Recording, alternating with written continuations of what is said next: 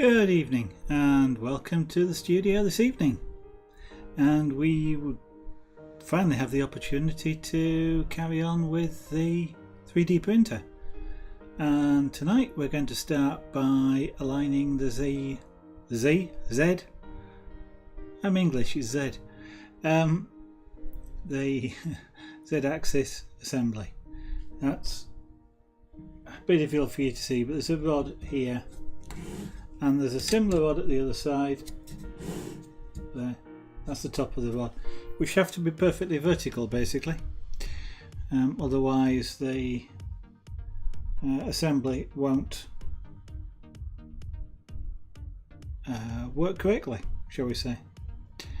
Now then, the way in which it suggests doing this is to tie a piece of string around the bottom of the Z-axis assembly, side to side, and then measure front to back and make both sides equal, both sides front and back. Now, a couple of things about that. One is you have to tie the piece of string such that you've got a piece of string on both sides of the Z-axis, so it's a loop around it, not just on one side, because if you did it just on one side you wouldn't be making it vertical, you would offset it by half the width of the rod, I think it is off the top of my head, without doing the maths that is. So you have to do it to both sides and then measure both sides, one side, the nearest side to the edge on both sides, in order to align it. The other way of doing it would be to use a set square to make it vertical, because aligning it along the central axis assumes that this A-frame is perfectly aligned, and therefore this particular rod, or this rod at this side, is in exactly the center of the A-frame. It probably is. So what I'll do is do the string, measure it, and then maybe final check might be just to look at it with a set square. But when we come to do it, so that's doing it in the Y direction. When we come to do it in the X direction, that's done by laying a glass plate on the top of here, because this is level, or you assume it to be level because the base is level. And we also, when we put the glass on this earlier, it didn't rock, which means that the four corners are exactly the same height relative to each other.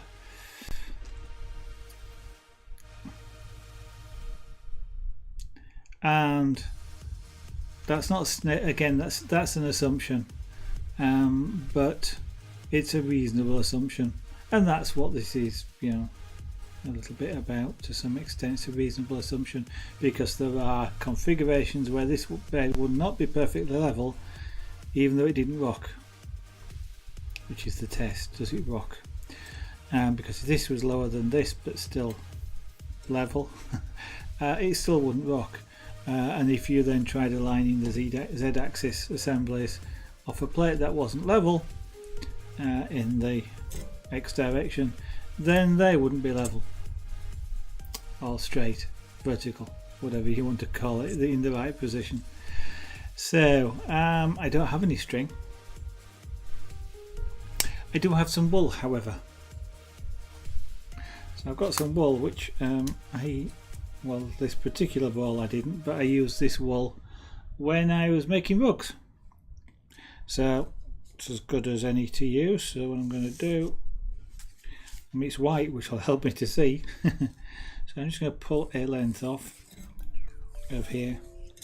Don't really want to take the sleeve off, so I'm just going to pull it through enough to loop around the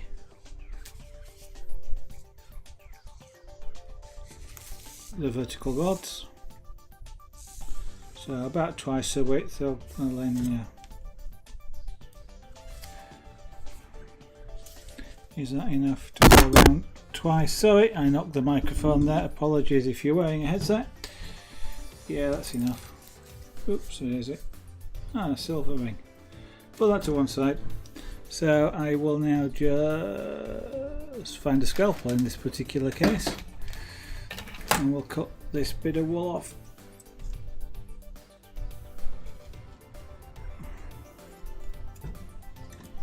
And put that back where it belongs. Or at least put it back where it's living at the moment. So what we're going to do is take enough thread, run it around there twice.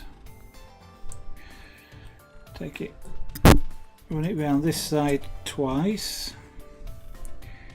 That's just to give it a little bit more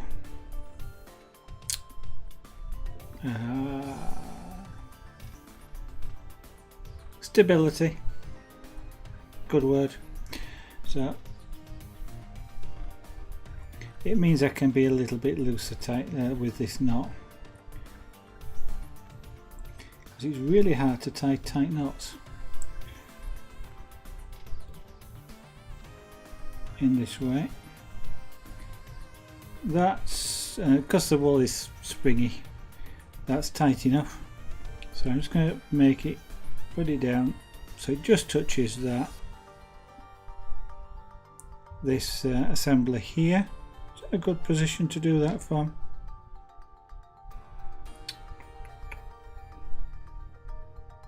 Or should I go down further? I have to decide what I'm going to measure from, I guess.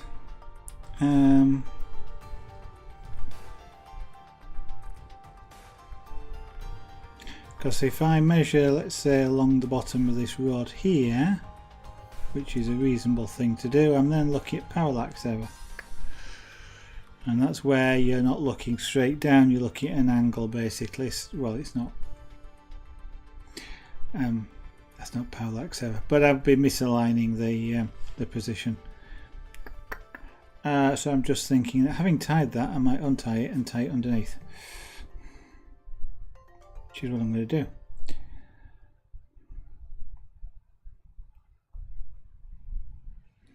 With a bit of luck, I should be able to get this undone.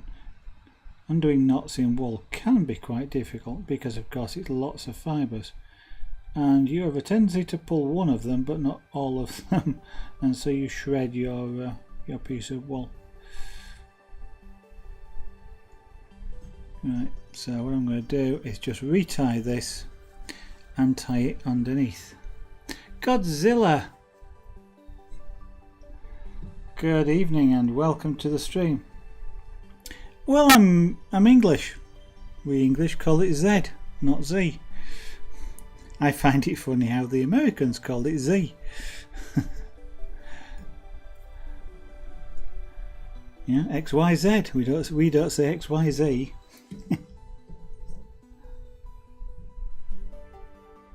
In fact, I'm just trying to think. Men in Black. One of the fellas was called Zed, wasn't he? And they always use the first letter. So even in America, they can't make up their mind. I was about to say you can't make up your mind, but I don't actually know if you're in America or somewhere else. I'll probably end up using it completely interchangeably anyway. So it's not. Wouldn't worry about it.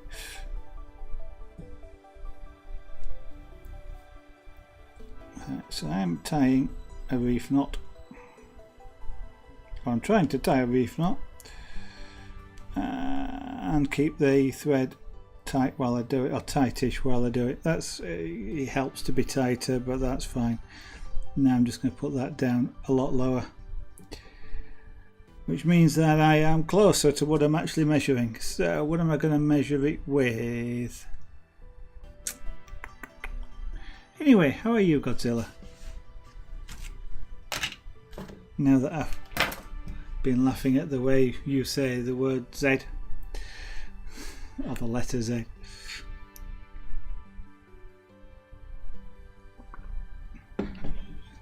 Z, Z, X, Y. It does not sound right to me to say Z, but I will quite often say the Z axis. Right. I could measure it. Well, I could measure it with a tape measure. This is where I could do with an actual solid ruler. But I believe Lady Zara borrowed my ruler. Let me just see if it's on this desk. It is. That's good. It means if I use a solid ruler, it's easier. So what we at there? So I'm going to measure to the. Yeah, I'm measuring to the sort of the outside edge of the wool. I suppose if I measure it to the inside edge, I'd be measuring to the edge of the rod, but it's easier to do it on the outside. So that's 13.6 millimeters there. And what I've got to do is measure the same thing on this side, and I'm sorry I keep hitting the microphone just there. Now the problem with this is going to be, actually what I ought to do is turn it this way. How's that for thinking on my feet? Now that's interesting. That's rocking. Ooh. But not in that direction.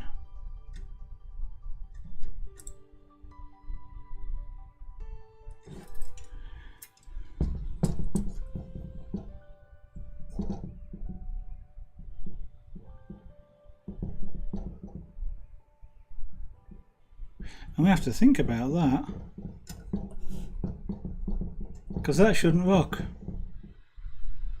Question is, what's out? At some point I'm going to have to take this and put it on. I've got a granite worktop I can put this on, which should be level. Sorry. What I might do actually while I'm working on this, let's go and change the camera like that, just because the face cam is going to be covered a lot of the time with bits of this, and I just need. No, I am not going to restart this computer. Let me just stop the screen disappearing on me. So just bear with me a second whilst I update. I keep forgetting to do this at the start of the stream. I'm using a separate computer to the computer that's doing the streaming in front of me,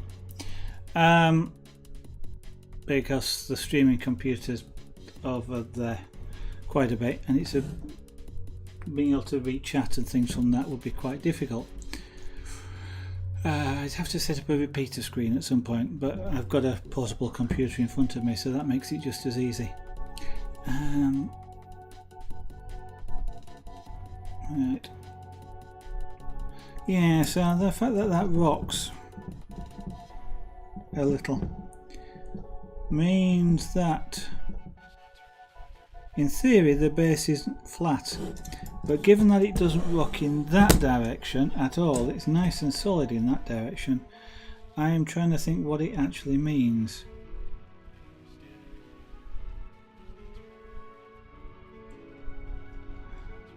I mean, potentially it means the table isn't flat, but it's quite a thick thick top. It's got a steel bar supporting it underneath. But it can't be, in theory it can't be level, I guess, because it wouldn't be able to rock when I turn this through 90 degrees.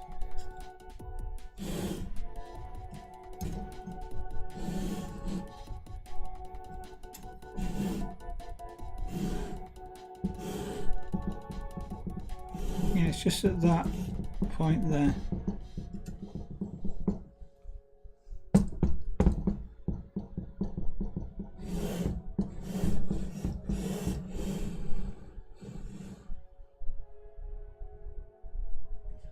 Yes, I'm going to have to put that on something else, but for the moment I can still do an alignment of this axis. So centimeters. So now I'm going to measure from the bit of plastic to the bit of wool. I can measure to the inside, so it's 13.8 to the inside.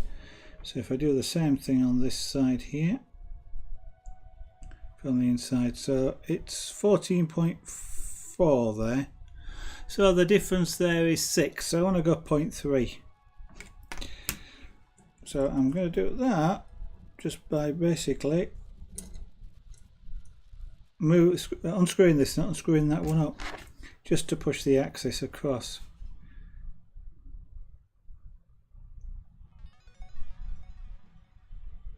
So we're now at 14.3 and 13.9. Well, that's true. I didn't move it that much, obviously. Okay.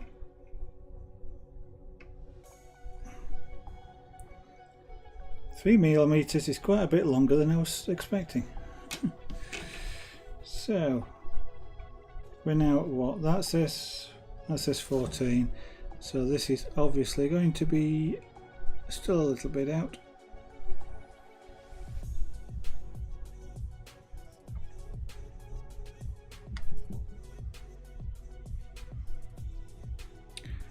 $14.2, and that one, as I said, was dead reckoning. 14, so another point, another 1 millimeter.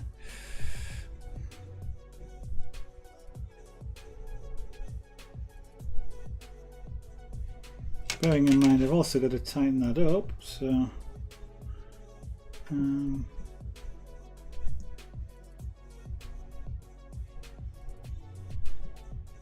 14.1.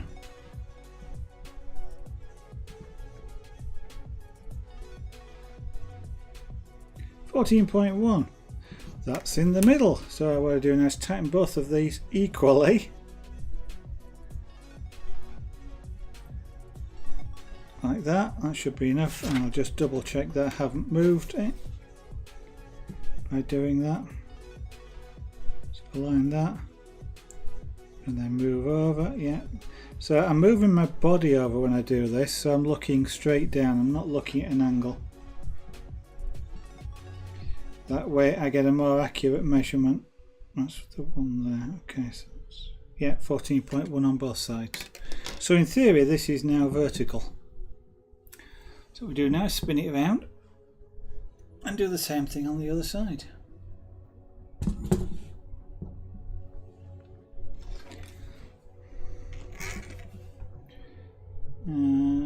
So that says 14, which is where we find out if it's the same width on both sides. That says 14.2, it needs to move over 0.1.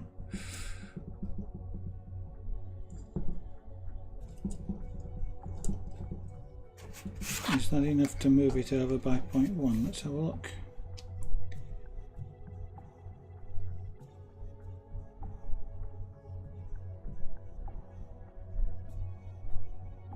Right, and being careful not to bend the wool, because that would be a misleading measurement, but that looks like 14.1. And where's the 0.1 there?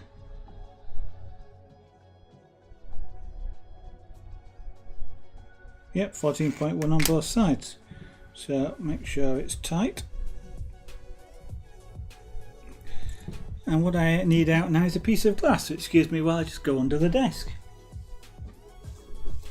Which of course you can't see now because that camera's turned off, so I'm just disappearing into the box.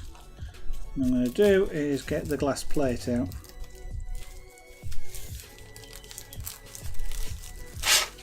Now one thing you can guarantee with glass plates is that they are flat, because they're float glass, so called because they're made by floating the glass and sodium, I think it is, liquid sodium. So we now use the glass with a T-square. So we know this is flat and level, so if I just align this to the rod, I can then look in this direction here. So this is a big thing. It's a smaller 3D printer than I was expecting, but it's actually quite a big thing to get into shot. So I'm now going to look across here in this direction, so this way, and I can see that I've got a gap at the bottom of the rod when the top of the T-square is touching the rod at the top, That means the bottom of the rod needs to move in order to make it vertical. If we don't make it vertical, what will happen when we run the X carriage up and down on it is that it will bind, it'll catch and rub.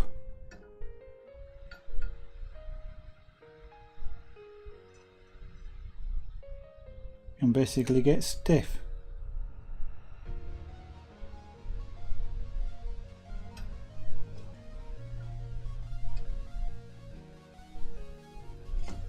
Come over a bit more, giving me a bit more support on this.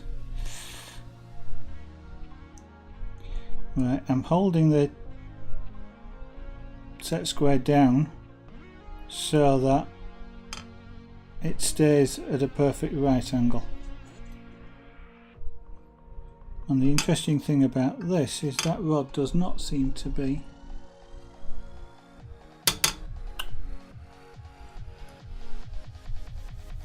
either my T-square is bent slightly or this rod is. Probably the T-square, I guess.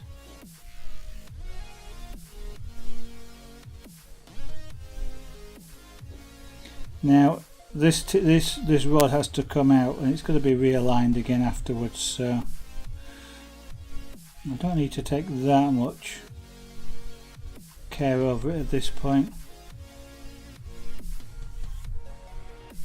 Right, interestingly, either this rod is bent slightly or my T-square isn't flat across the top, but that's close enough. So what I'm going to do now is spin it around carefully now that I've got glass on it, and do the same thing on the other side, and then we can move on to the Y-axis assembly.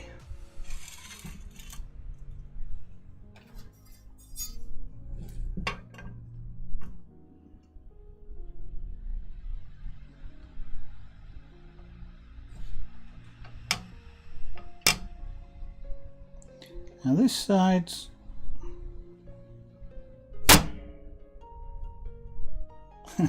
got the rod loose. That bang was just the rod dropping down. The clamp at the top wasn't tight or tight enough to hold it in place. So yeah, that wants to move out a little bit. Surprisingly, I'm not that far off, or wasn't that far off when I put this axis in.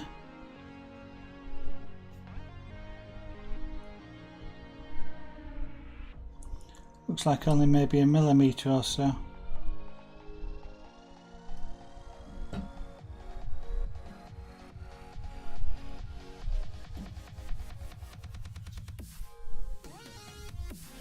Right.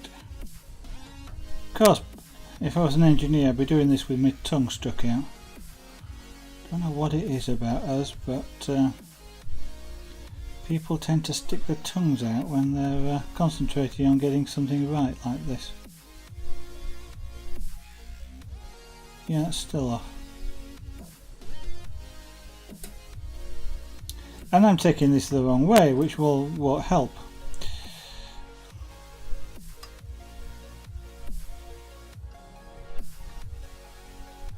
That's close enough. Right, so that then is that axis aligned.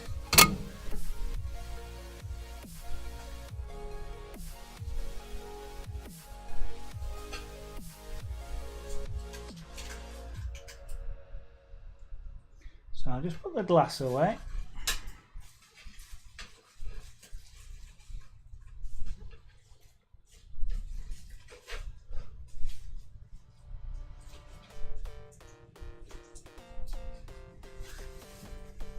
Alright, I'll give up on that bit. And before I put that away, what we need to do now is start on the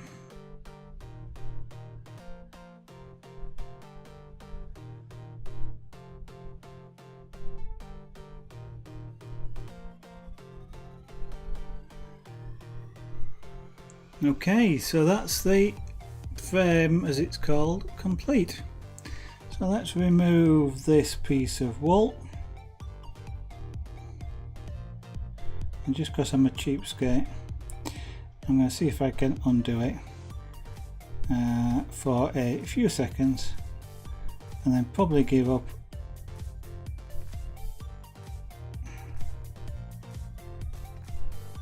And cut it with a, cut it with a scalpel. We'll get rid of it. A bit of cheapskate. I don't like wasting the wool because I'm going to need to put it back probably at some point to realign the axis, but I'll just have to get another piece. Right, so we now need is some of the y-axis bits.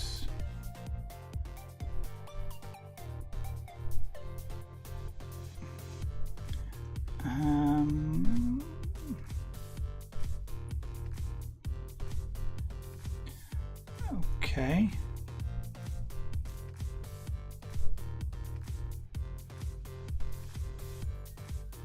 Right, so we start with the y-axis motor.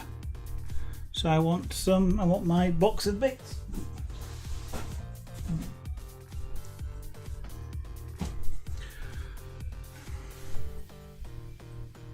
So I should put this to one side, over there, on the floor.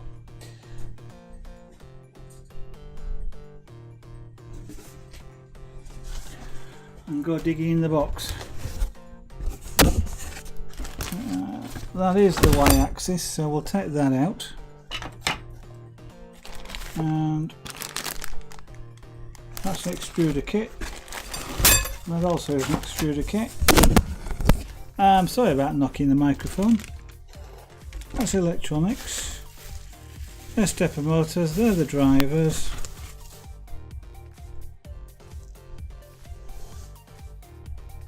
Don't know what those are. Come back to them later, but the bits I want aren't in there.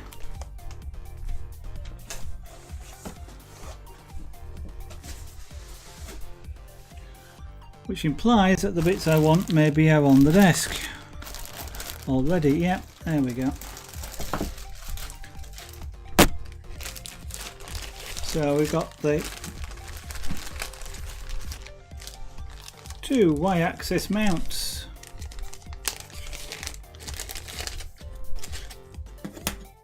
One, two.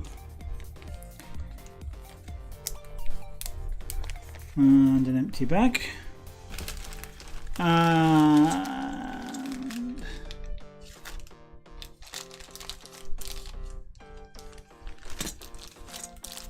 a spacer somewhere. So that should be on the desk, I think.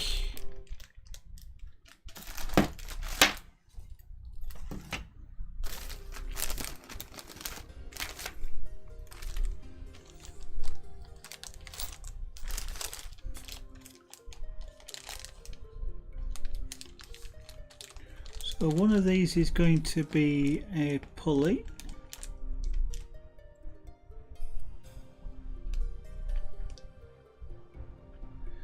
But where's the spacer? So an open spacer. What's the open spacers? Those are the open spacers. That. And that. So that's two spacers.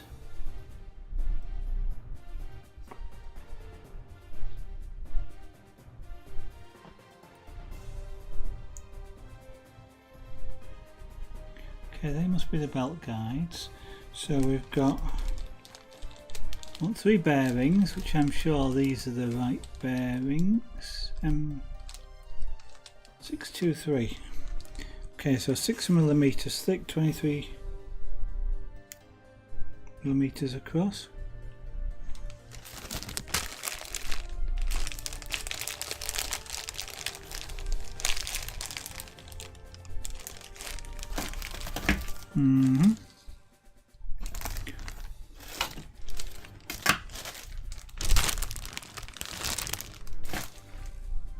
That must be those.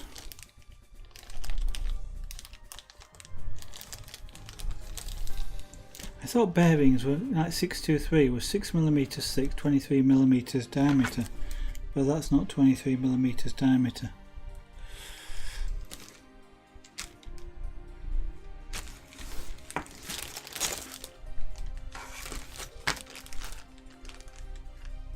But they are the ones, 623. Okay.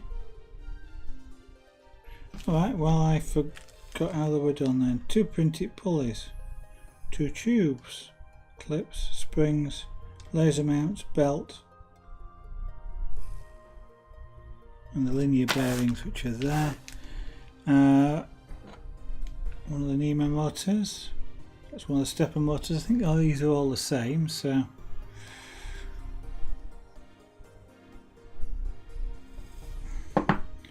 The cap screws, 20mm, no, 25mm cap screws, so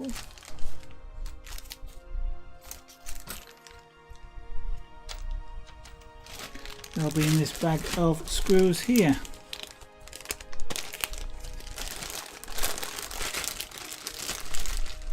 Six, 8, 6, 16, yeah, okay. They're going to be the last ones to get out. You just know it is. 25mm cap screws, there we go. So I want 2 of these.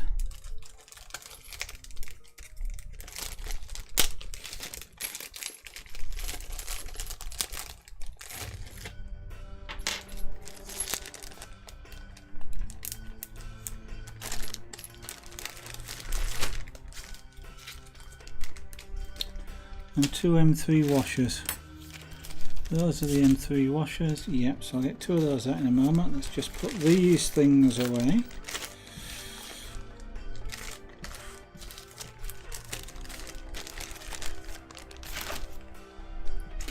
I want 6 of these.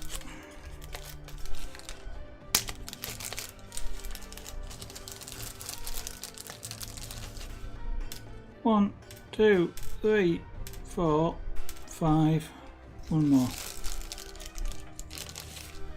6. So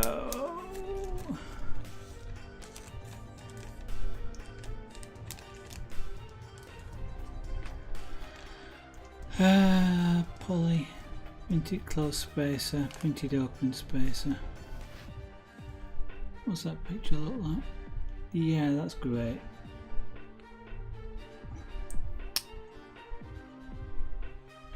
Right, printed open spacer is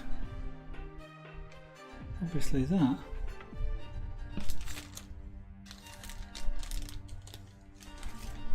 Okay, and that must be my closed spacer. There we go. Yeah, because I think I recall just reading a moment ago that it said that they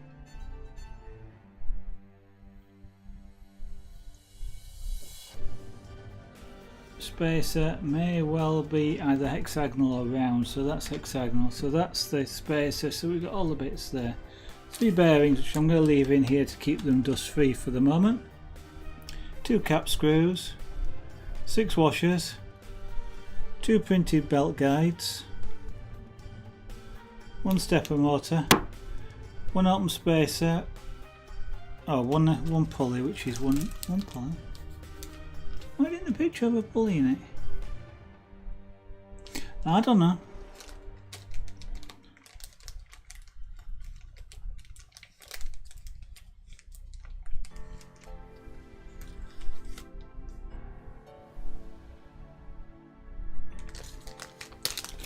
But 1 pulley.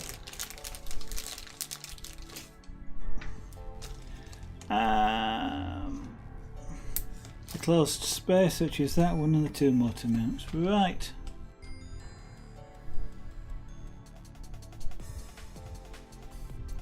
MXL pulley. Okay, that's a printed pulley, not a. So it should be, in theory, it should be a metal pulley.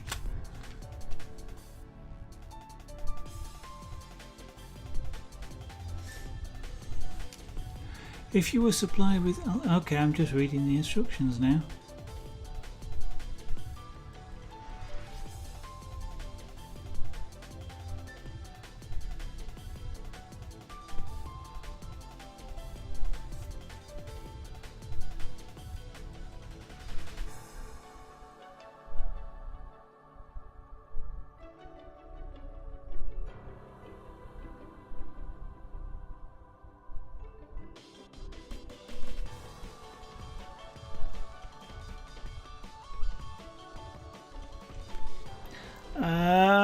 Okay, so the suggestion at this moment in time is that I bought this kit before December 2013.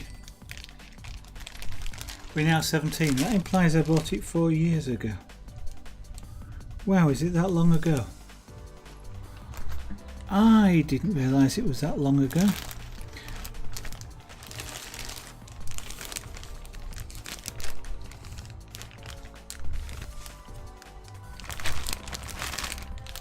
The reason for that is the instructions just say that since December 2013 they've been supplying metal pulleys rather than these printed ones, which is really rather interesting. So that has to go on there.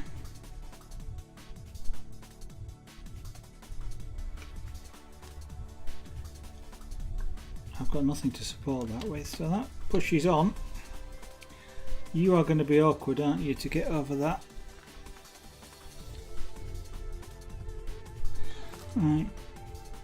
What I should do with this is use a tube that goes over that mount, over the motor shaft, put it on the top there and tap that down whilst putting something under the back of the motor shaft there, which is embedded in that hole, just to basically stop me tapping the motor shaft straight through. I don't have anything that size, not around. That really wants to be. Okay, this is the usual slight lip. So what I'm going to do is file it a little bit. I don't really want to do this because I want it to be tight fit, but I can't get it the end over the shaft.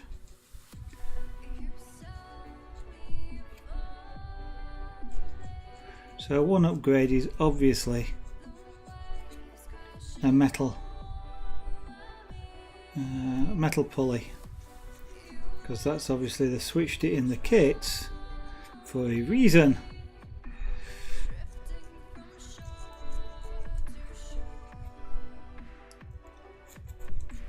But for the moment we'll stick with what we've got. Now then, I've got square here, yeah. So I'm not trying not to enlarge this at all. I am just wanting to remove the lip, because the first layer, it was printed this way down, the first layer is squished, which means it's got a lip. The outside, not a problem. This bit, I just can't get it over the motor shaft.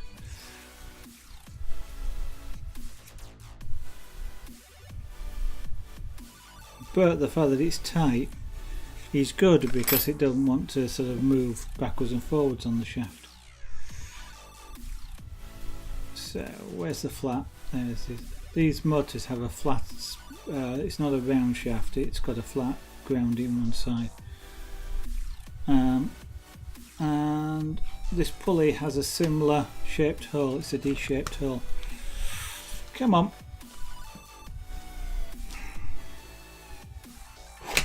Have I got anything that I can use to push this down with that? Is that going to be enough? It is.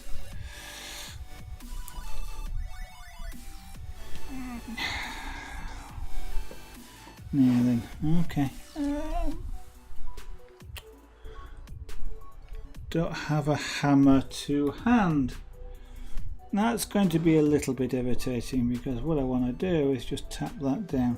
Excuse me, this is going to knock like mad. If you've got headphones on, beware.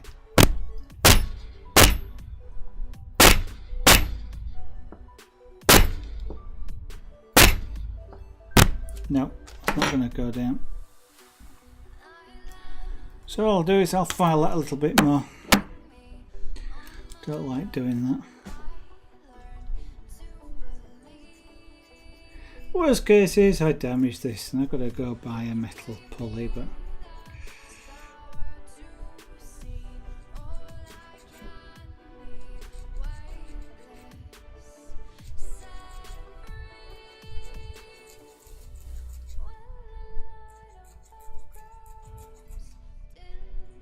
So just filing away that lip.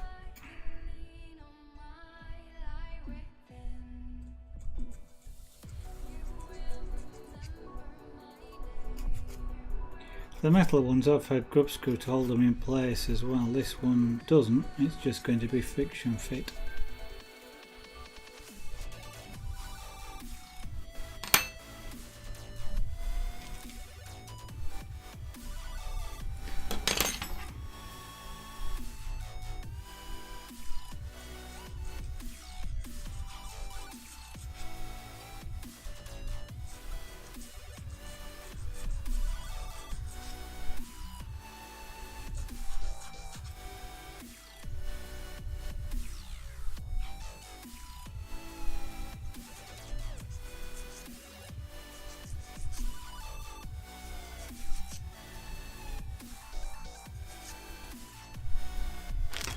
Okay, are you enough?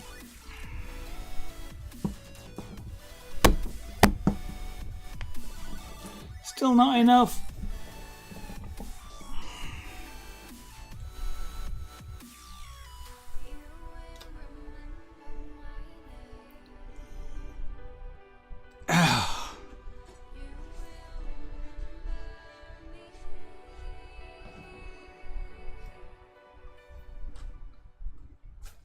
Okay. Well, a bit more filing. What is it that's out? Where's my scalpel gone? There it is. Actually, if I switch my glasses, I'll see it a bit better as well. See, when you get old like me, you need glasses. And here I was showing you them to the first camera, which of course is currently switched off.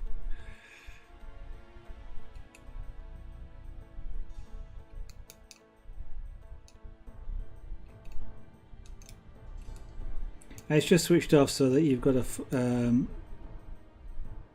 fact, actually I can switch it back on. So let's go back to that view. And I can switch it back on because when I'm working on small parts like this, I'm on frame. It's just with the big parts, it's kind of hard to see bits of what I'm doing with the info on the right hand side.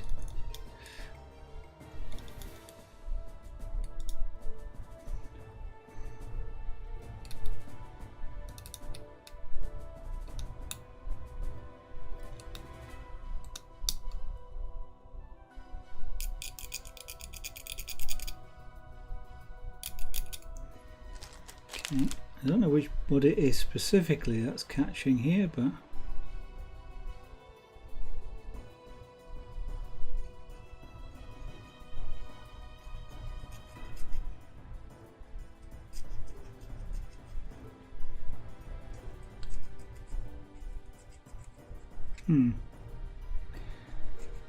I've just seen the camera shadow is rocking as I was working against the bench.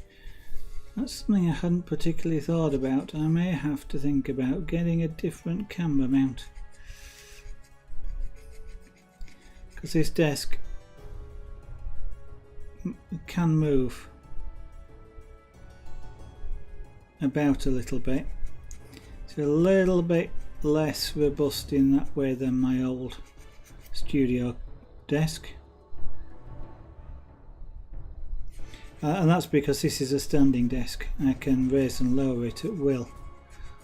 Well, off Fred if he's around, but I can actually raise and lower it, and within a range, which means it does move a little bit. It will rock.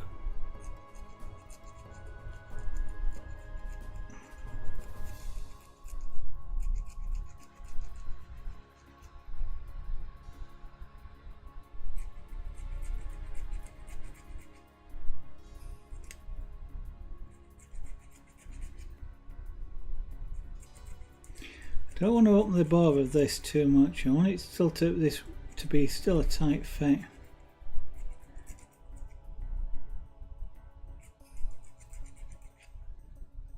And in theory, the belt should be self-aligning, so it shouldn't even if it did move, as long as it doesn't twist. There we go. Right. So effectively that's going to be about 1 millimetre off of there. So if I've got something, have I got anything that's about 1 millimetre wide?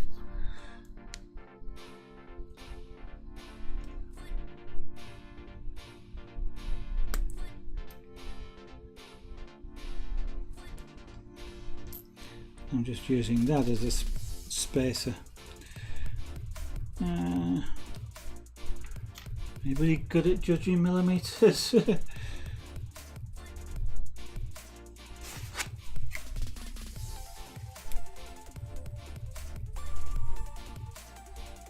There's about 1 millimetre now. It'll do. Right, so yeah,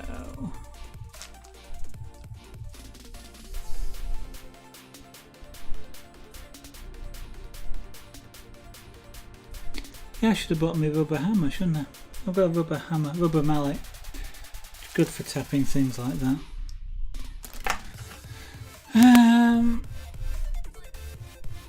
Yeah, I can secure it with a drop of super glue. I'll do that later.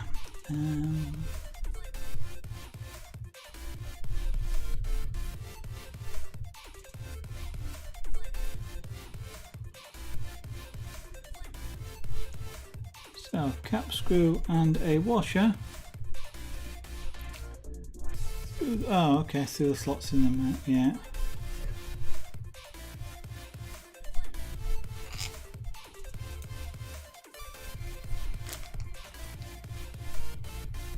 Washer through the slots in the motor mount closest to the semicircular cutout. Okay, let's do the bottom end first. Alright, do that one then.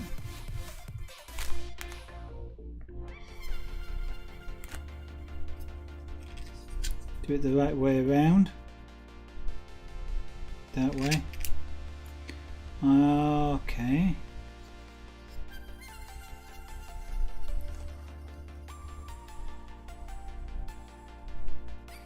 Two washers.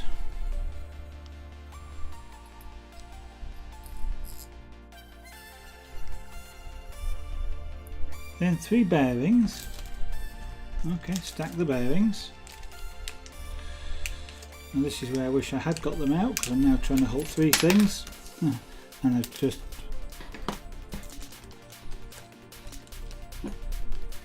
I was about to say I just lost a washer. So I want 3 bearings out of here. Come on. 1, 2,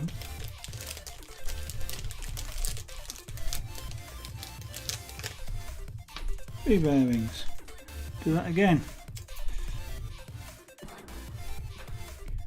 So according to the diameter picture, that through there, these 2. 3 bearings. 1, 2, 3 bearings. Another 2 washers.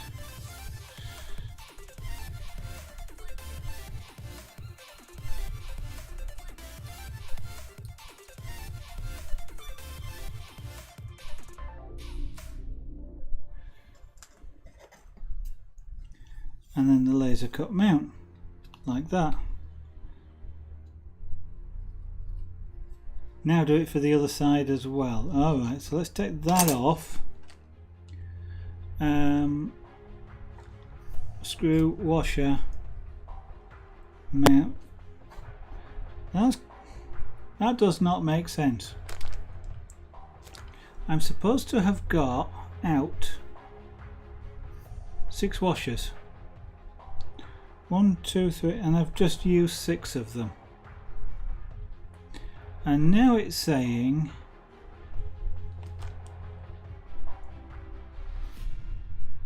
okay.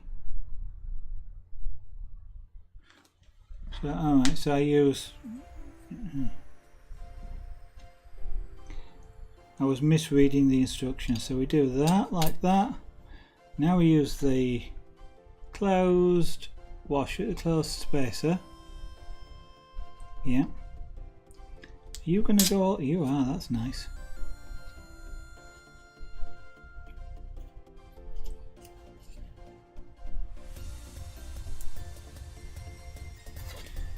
we put the other mount on there.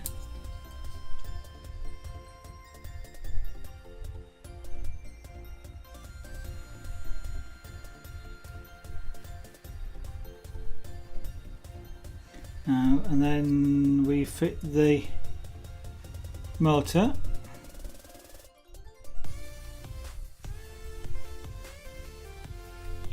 With the orientation of the wire should be facing the circular cutout.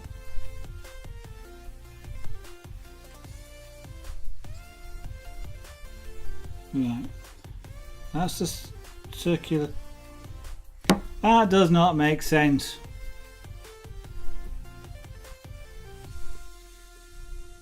But it is suggesting by the other picture it's going to be in that one direction there, like that. Right, that is supposed to be facing the circular cutout. So there's a semicircular cutout in these places, and if you turn that through 90 degrees it still doesn't face it. Instructions that are almost but not quite right. So just screwing that in by hand, we'll do the same thing here. So what I've just did is refer to another picture that showed it mounted. Right, so I'm going to need an M3 Allen key.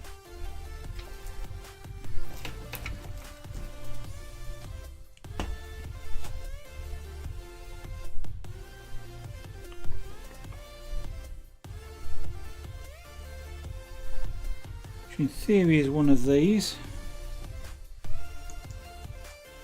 I have a feeling that's 2.5 from last time. Yep. So we'll screw that down there, and then I will get out the driver head and we'll just tighten up those bolts. I'm not going mad. In theory, I suppose what I should do at this point is use Loctite, but I'm not sure I've got any that hasn't gone off. So, right, that's then the Y-axis drive. The motor mount assembly should be placed around the bearing block at the back of the machine, with the belt guide placed between the bearing and the motor mount.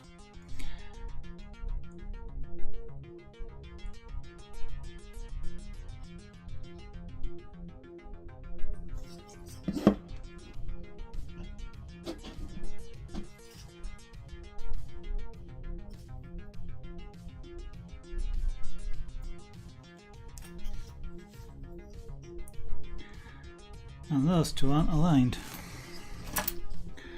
and I gather that's going to matter, so let's just loosen those off for the minute. I can see it matters because I can see it will matter, because if the motor isn't square, what's going to happen is the belt is going to try and run off to one side. So let's move that out of the way, move this out of the way, move that out of the way, take those bits over there where I know where they are, and we've got to bring the big frame back up.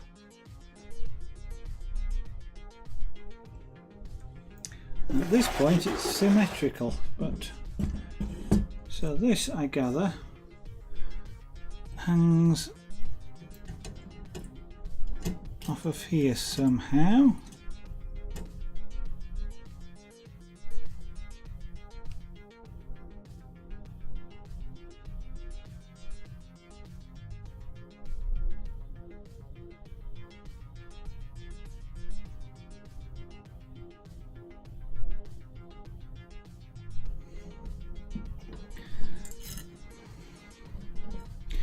The odd of the top bar is M8 nut lock washer.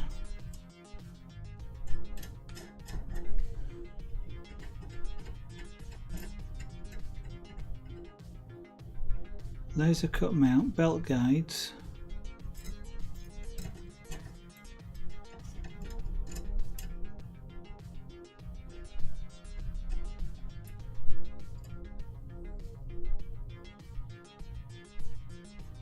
And how do you clamp it between the things at the bottom, since you didn't have me put any bolts on there?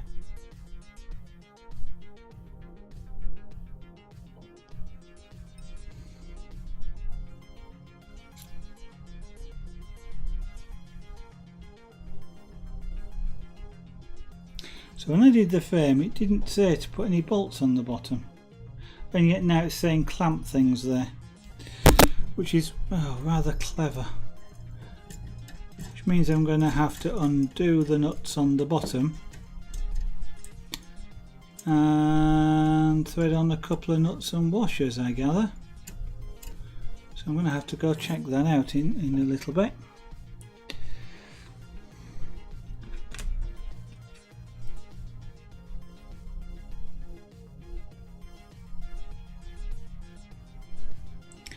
So I have no idea which way around these should go. These are the belt guides. They go inside. Oh, I see. It's going to be one of those, is it?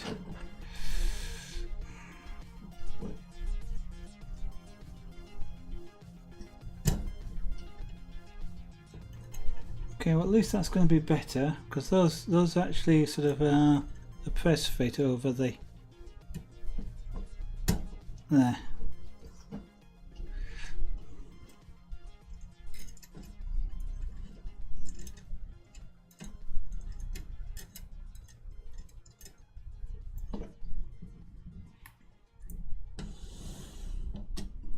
Really hard to do this on keep it on camera, I'm afraid.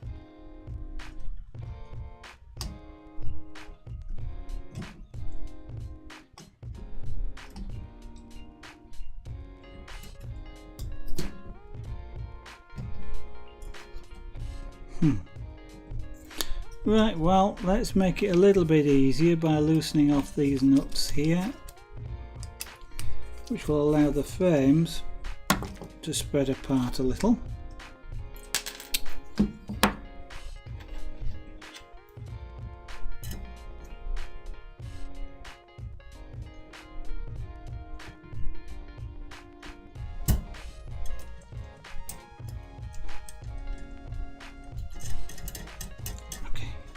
You nuts, get out of the way. Lock washers, you get out of the way, because I'm getting a bit frustrated with this at the moment.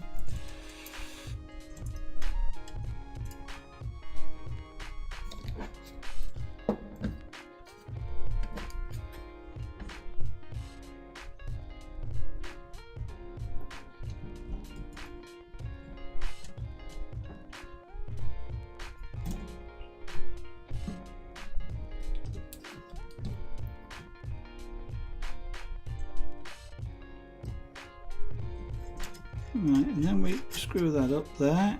Presumably this wants to be somewhere in the middle, although it hasn't said anything about that. But that's the belt guide. So I've now got to undo this one at the bottom.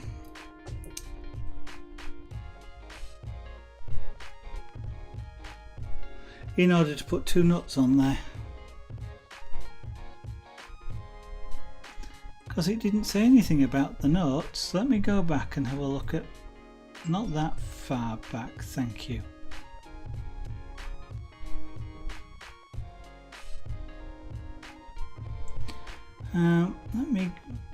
Where's my pen? I've got a touch screen, but sometimes it's easier to use a pen.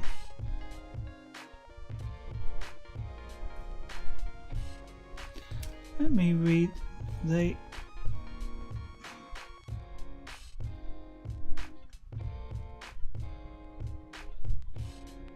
okay, I missed it.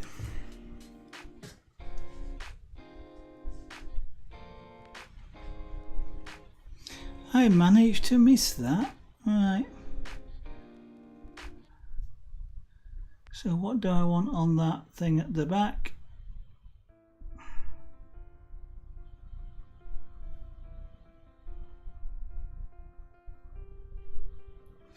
means I'm going to have to realign that one. I might get away with it.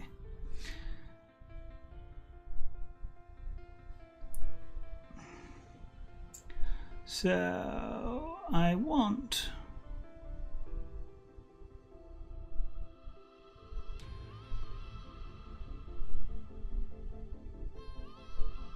lock washer, nut, lock, yeah, lock washer and a nut in the middle at each side, right. Well, so which end am I going to take out? Let's take this end off here. So what I'm going to hope I can do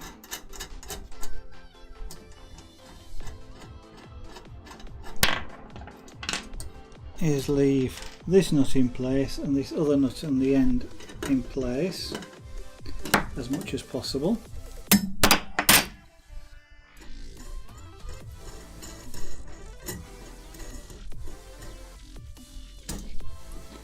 And then just push this through.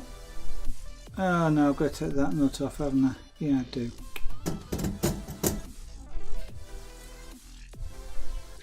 Alright, I'll try and leave the one nut in place.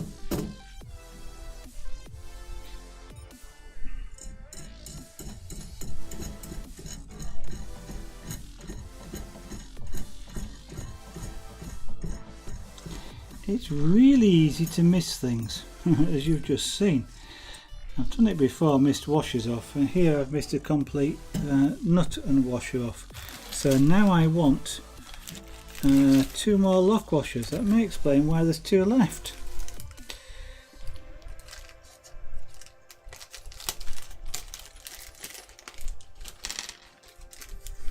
And I want 2 more of the nuts.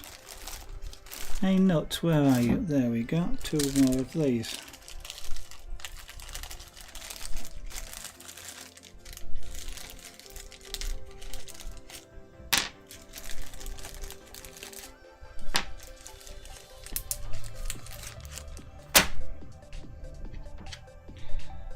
So feed on a washer,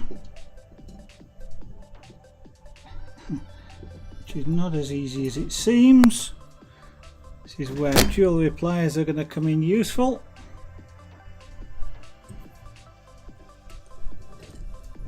Like that.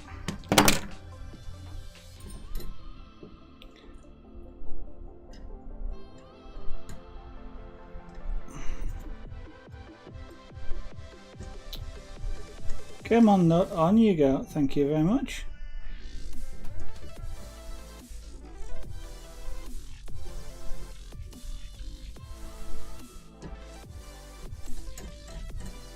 Okay, just now spin that one on.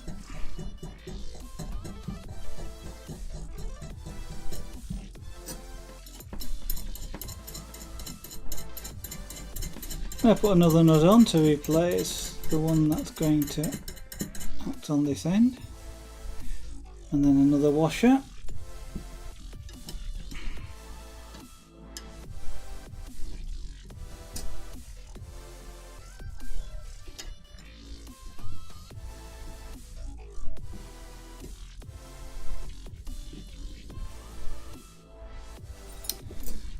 Oh dear, this would have been a heck of a lot easier if I'd done it in the first place at the right time. Ah well. Come on washer, you're not going to go on, are you? You don't want to go on.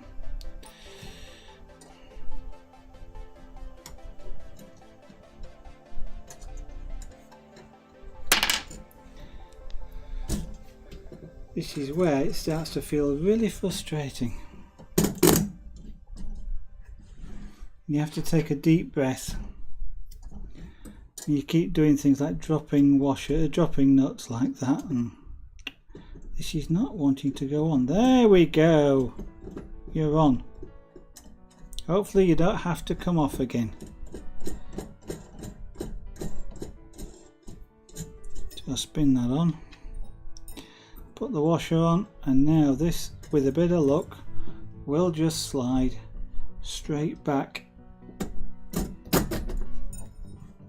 through that hole and because there's this nut on the left hand side. I left exactly where it was. That rod should be back in exactly the same place as it was, but because both nuts got undone,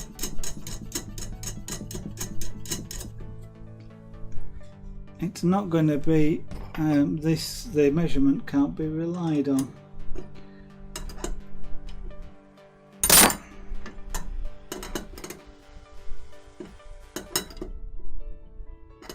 So what measurement should that be?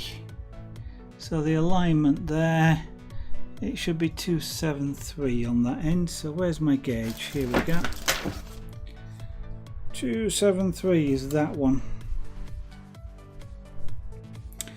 I need to do this. I could do with that being out of the way. Can I do this without that falling down? And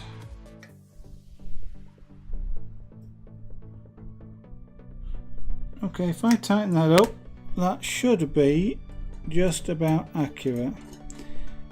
Probably courtesy of this center, this cross rod, which has held everything in place.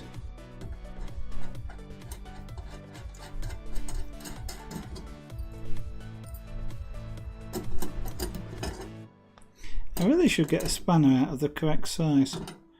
This one isn't, but because I'm not putting any great pressure on these nuts, the fact that I won't round them off, which I would do if I was going to really be cranking the things down, if I was doing metal on metal, for example.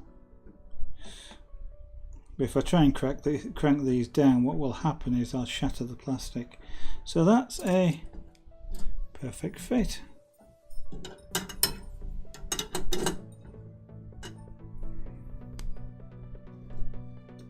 Yep, and it's still straight in that direction. That's good. Now then, with that motor mount out of the way, let's spin these nuts down here. I wonder if this thing is supposed to be in the middle somewhere, this mount.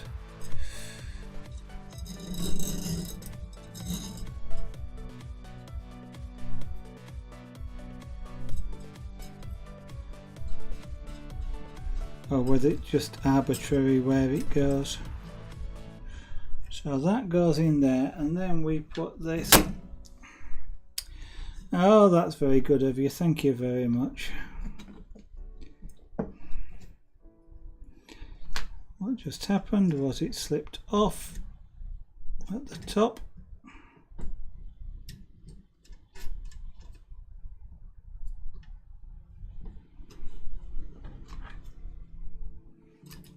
I can see this being another exercise in frustration.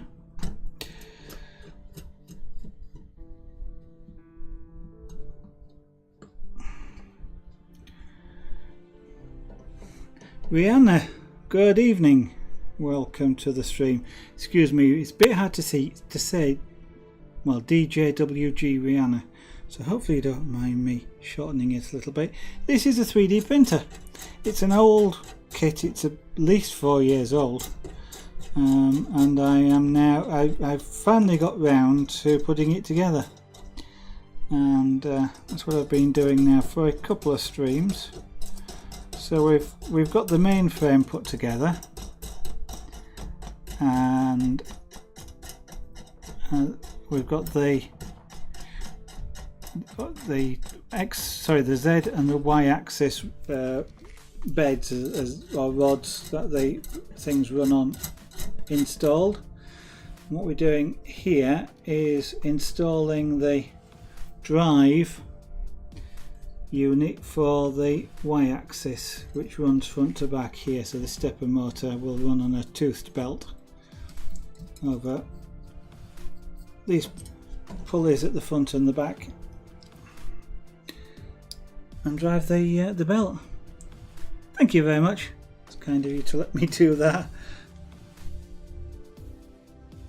It's kind of a little bit hard sometimes to say some names. That's not. I'm looking at that, and that's not straight in the slightest. Right, so what I can now do is go there. So I'm following a set of instructions at this point.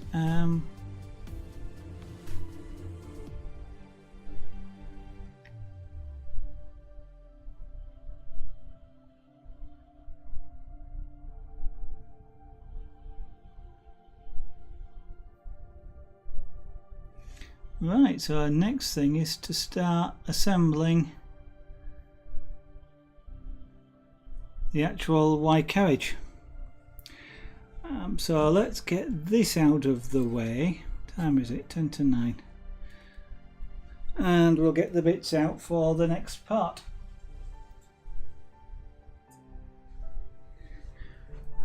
That motor's going to need aligning.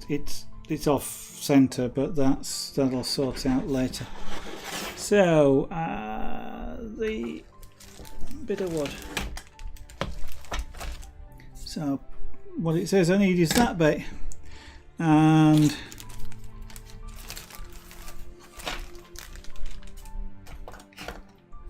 that bit, that bit,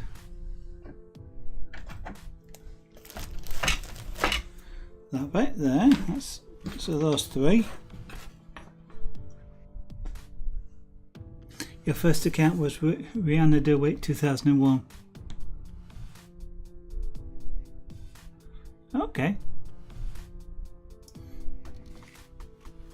I've got, excuse me, I've got a feeling that for some reason that sounds like a game character. Rihanna DeWitt. I've got a feeling that it comes from somewhere. I can't see why people would disagree with that, to be honest. I don't. So, but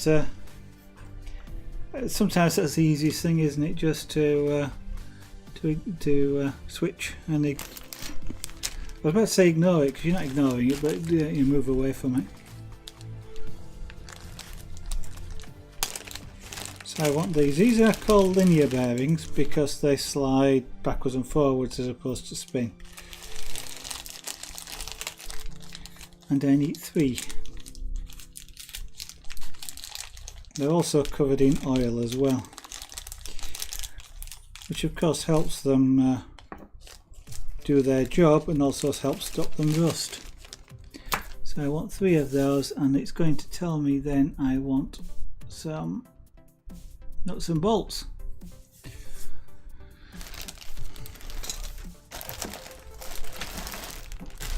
So a bag of nuts and bolts. So I want some M25 nuts, cap head bolts as they're called. Where's the M25? No, they're 20mm, and they're 16. And where's the M3s? M3, 16. 25mm. Where's the 25? I was just using those a minute ago.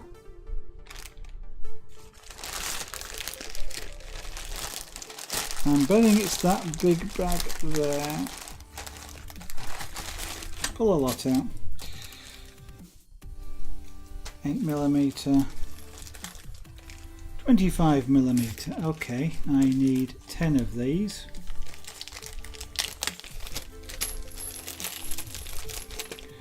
One, two, three, four, 5.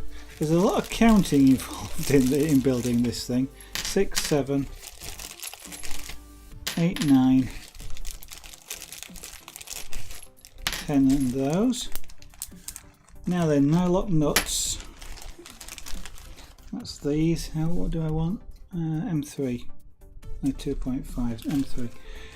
These are called nylock nuts because what they've got in the nut, instead of it being just a standard normal nut, and I'm not sure I can show you on this camera, but there's, you might, if you look carefully, there's like a black thing that you can see. That's a piece of nylon. It's a nylon with a hole in it, which is very slightly smaller than the hole through the nut. So when you screw it onto the bolt, you cut a thread in that nylon and it grips the nut. So it grips the bolt, and stops it undoing. Very useful where you don't want a washer as well. So I should have 10 of these, I think. That's 4, 5, 6, 7, 8, 9, 10, with 5 left, which is what it says. Okay, you watched a lot. That's possibly why it's familiar then, Rihanna.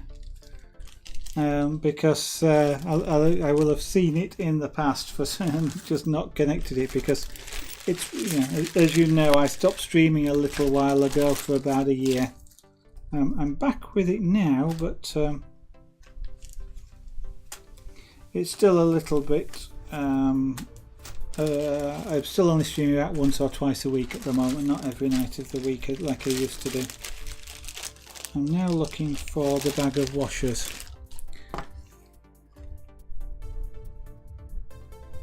They're nuts. There we go. M3 washers. Because I want 20 of these. So it's nice to see you back then, Rihanna. What have you been up to for the past year while I've been busy doing a new job at work and things? 1. I'm going to be counting again. 2, 3, 4, 5, 6, 7, 8, 9, 10. Another 10.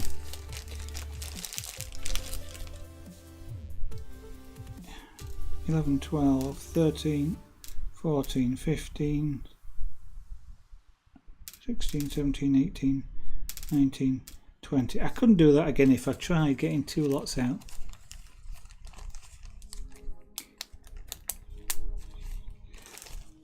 Yeah, well, you may recall sort of about a year and a half ago now, I very nearly lost my job for reasons, shall we say, that were nothing to do with me.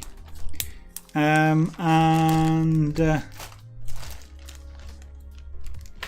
the time, we also started moving house, moving studio as well, and it just got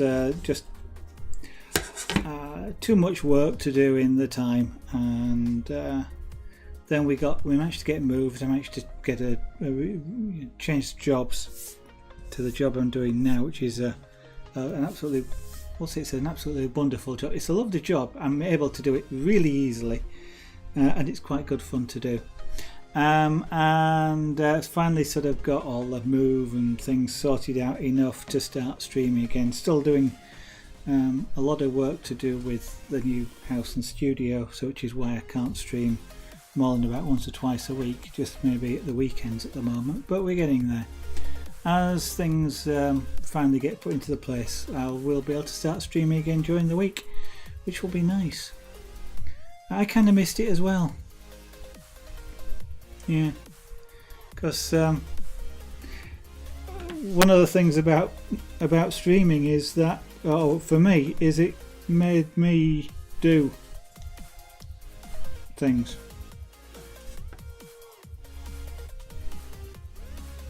So it sort of made me made me do art and crafts and things like that, which I wasn't otherwise doing.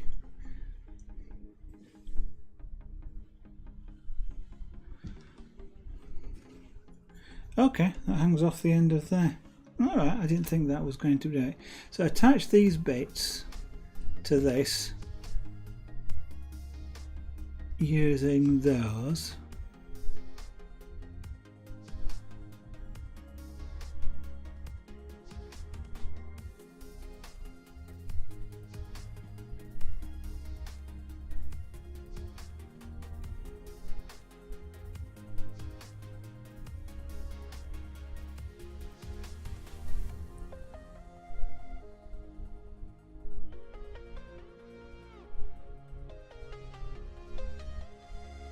Okay, right. So one of the things it's saying is I've got to drill out this hole here with a drill which is a good thing to drill out with. Thank you very much for that, Rihanna. I'm glad that you're glad, so am I. And now that I've got a, you can't see it here, but I've got a big studio space, and I've got, it's one of the reasons why I'm putting this 3D printer together, because I have space just over there where I can actually put the printer. I've got space behind a monitor over there. I can put the printer, so I can actually run it and do some things with it. I was tempted to go out and buy new, because this is a 4-year-old kit now, and its technology is way behind what's available. But I kind of figured that I've got the kit, I might as well try it. At the worst, I've got things like the stepper motors, which is always useful for another printer, and the linear bearings and things like that. Or at the worst, I'll find I don't like 3D printing, and I will save money by not buying something else. I am thinking I am going to just have to nip out to the garage and get a drill in order to just drill through this plastic here, because there's supposed to be a hole here, and it's saying do that before you mount it. And it's probably a good idea to do it before I put the bearings in anyway, just because if I start getting plastic dust and it gets into the bearings, it'll jam up the bearings. So bear with me a second. I'm going to disappear off camera for a couple of minutes or so while I just nip out to the garage, and then I'll be straight back.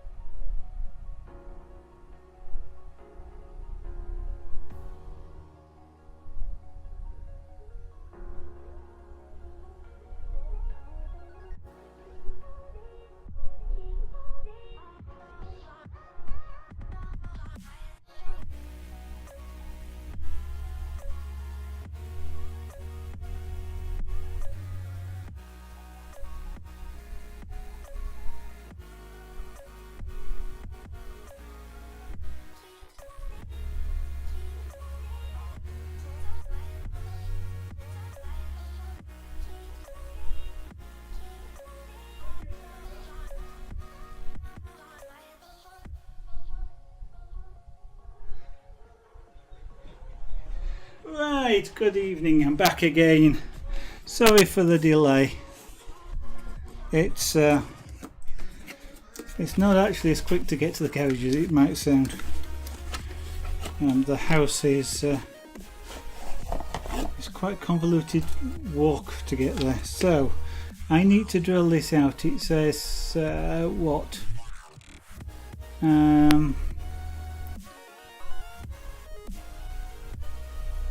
5mm drill bit. So let's do it with a 4mm drill bit first, and I'll do this by, actually do it with 3.5 because that one's coming out. I'll do this by hand first. Do it by hand. Actually, that's a bit silly. I'll do it. Well, it doesn't matter. Let's do it with a 5.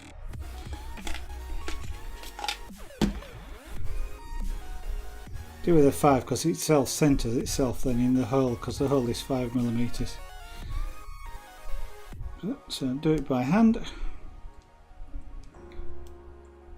I don't expect it to need much.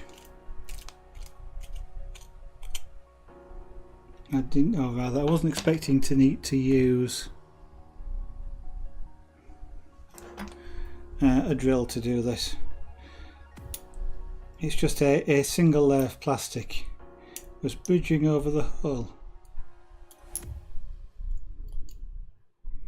They must do that for some particular reason, but so I'm just using a scalpel here just to ease out that bit of plastic.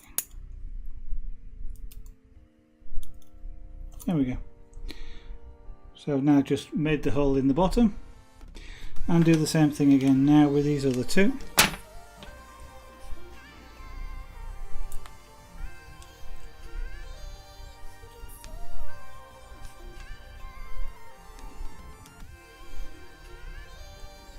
This is actually where having something akin to a pin vise would be really good. We shall just hold the drill and let you spin it by hand, because it's not really comfortable holding it, especially when you get hold of the flutes like that, because they've got a sharp edge.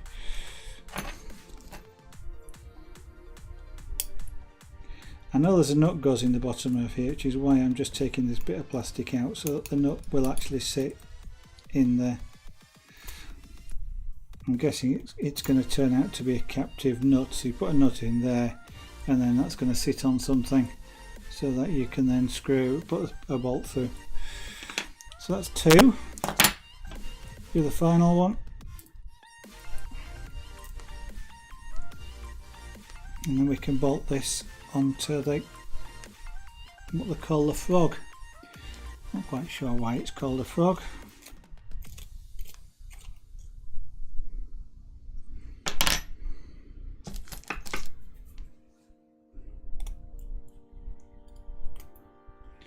I call it the bit that holds the white cabbage.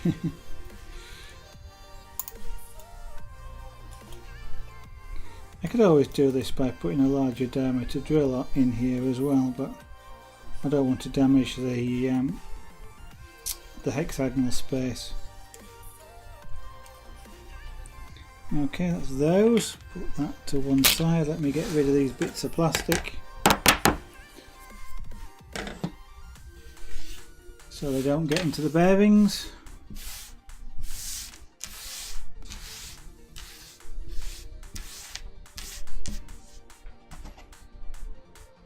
And also put the drill away. There we go. Right, a bit more plastic to get rid of.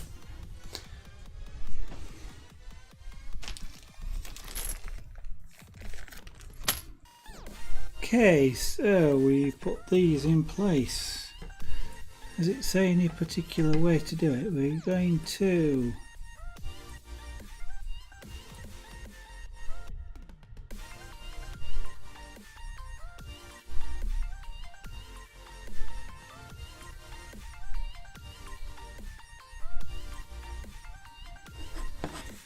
right, 2, 4, 6, 2, 4, 6.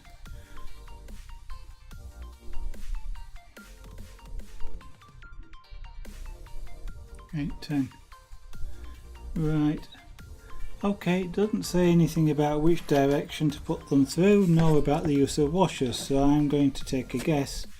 We've got 10 bolts, 20 washers. I'm going to put one on either end. Seems like a reasonable thing to do. That's symmetrical, isn't it? Yes, so that goes through. You're going to prove awkward, aren't you, going through there? Yeah, I thought you might.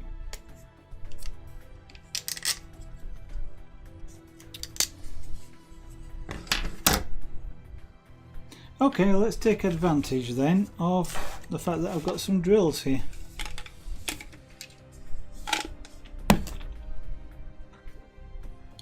the bottom layer squishes, and with it squishes it makes the hole smaller. And is that going to be...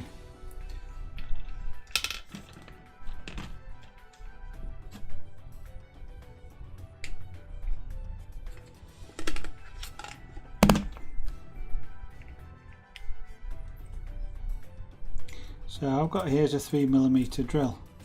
So that should, in theory, take a 3mm bolt, M metric 3mm.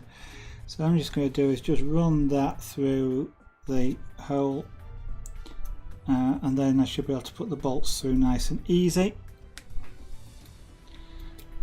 Means I've got more plastic to clean up, but it beats trying to get it through otherwise.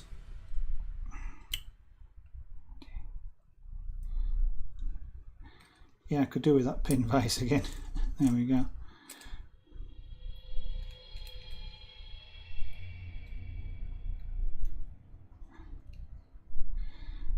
There we go. Right, so that's 2 done.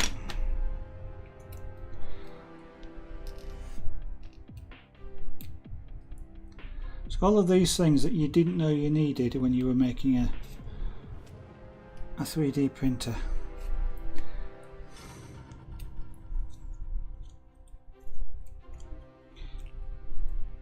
And you're going to be a little bit... oh, there we go.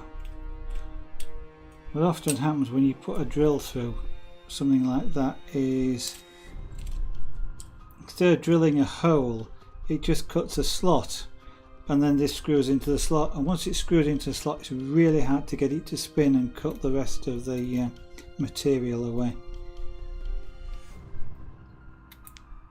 There we go, that's in. Right, that will make it easier now to put the bolts in. And as before, I shall just get rid of those bits of plastic.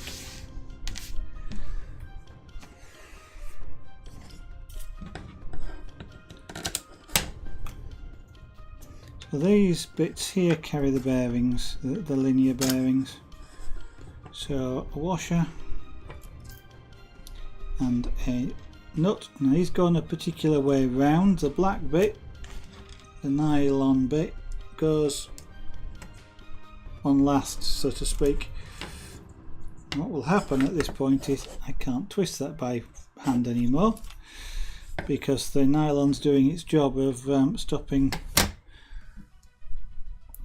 the nut from spinning.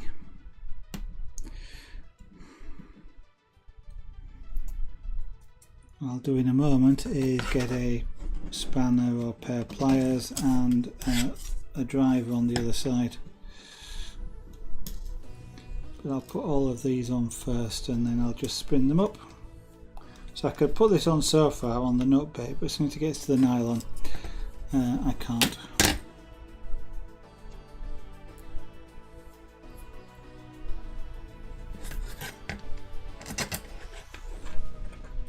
I think it's kind of ingenious the way people have thought how to put all these bits together in just this configuration to build what it is that they want to build.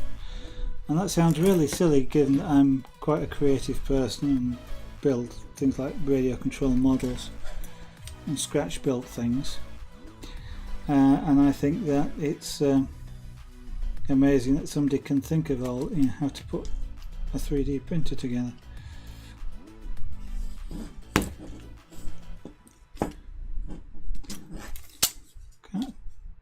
Yeah.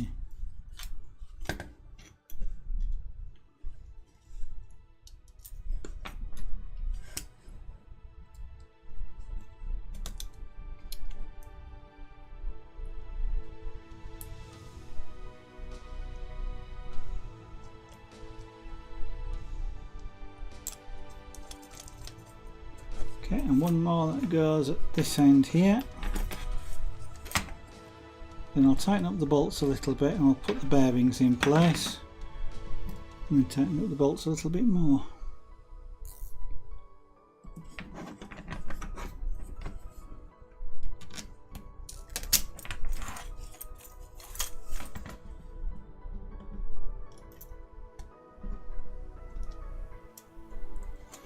There's a couple of plastic bits that need to go there, which I didn't get out. Printed belt clamps. I obviously got distracted. I blame you, Rihanna.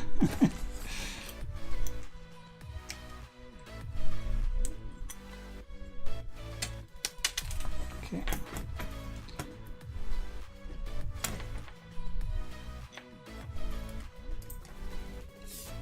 2, 4, 6, 7. I obviously didn't count correctly.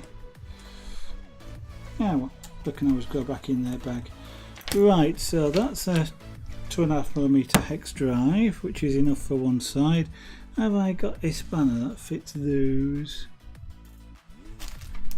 Actually, I might. Where's my toolkit? Over there.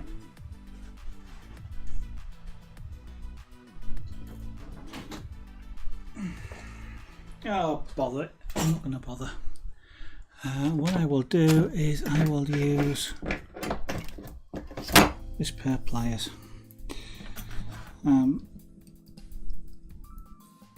I could have got a mess about in my toolkit looking for a bolt for a spanner that fits these M3 nuts, but these are a pair of pliers which are parallel jawed, which means that they work really nicely like an adjustable spanner.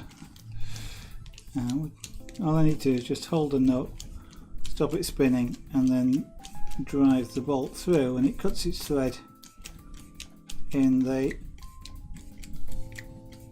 nylock nut.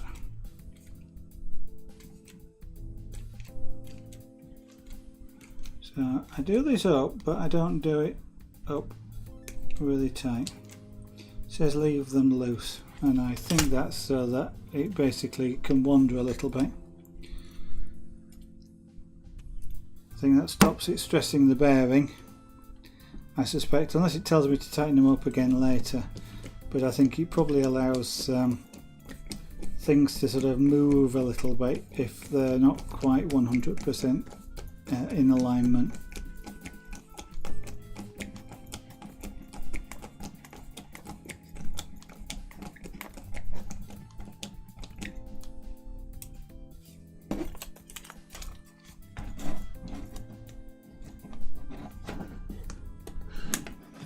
And of course, being a nylock nut, it stays in position wherever it is, even if it's not tight. And that's loose there. That nut will not spin at all. And even a lock washer on there, it would have to be tight to work on a lock washer. So the nylock nuts are kind of quite a nice thing if you want a bolt to be loose, but the nut not to fall off. You were switching your PC? Okay. I'm using two of them at the moment. One in front of me, which has got both the instructions for this and chat on it, and the main computer over there, which is doing the broadcasting, which I'm controlling from a control panel just over there. Oh dear. Remote setups are quite like this are quite interesting. Broadcasting from a different position. To be alright if I had a producer who was sat doing the things like scene switching or anything like that. So they could sit at the computer over there and do all that, and I could just broadcast.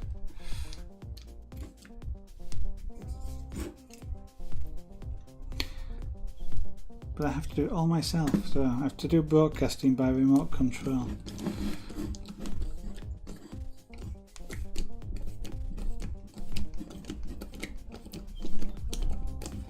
I do end up watching Twitch a lot on sort of the mobile phone or sort of the Amazon tablet I've got, but to be honest, I prefer watching Twitch on the PC. It's so much nicer with a big screen.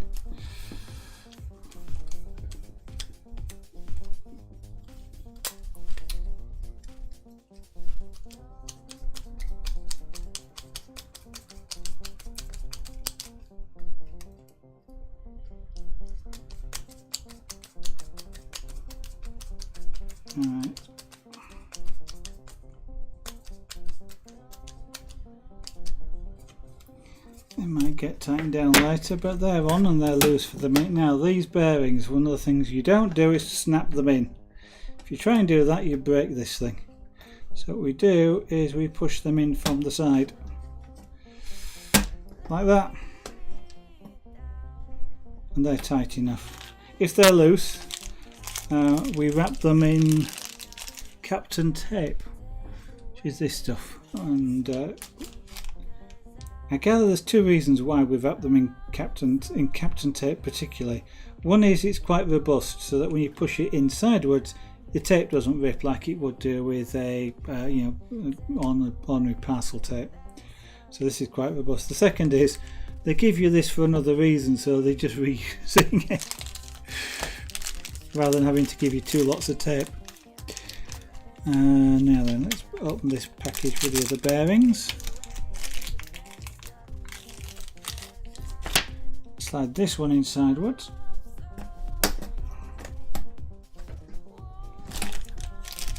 And the final one.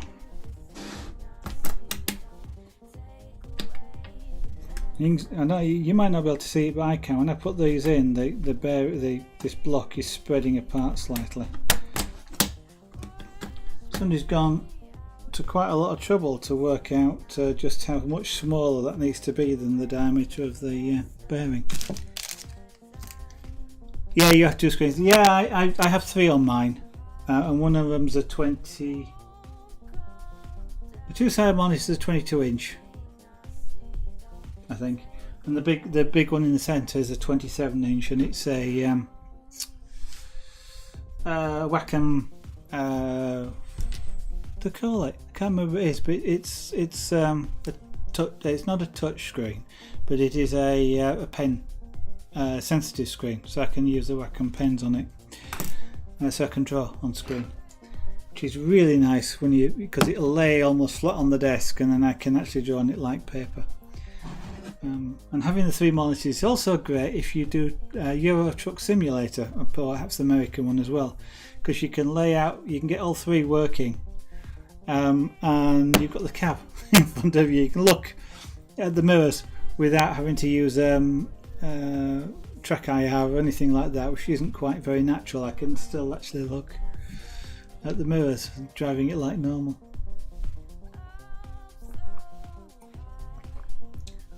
The other thing it's useful for is, from time to time, when there's some really interesting people doing things on Twitch, I can have three streams up at the same time.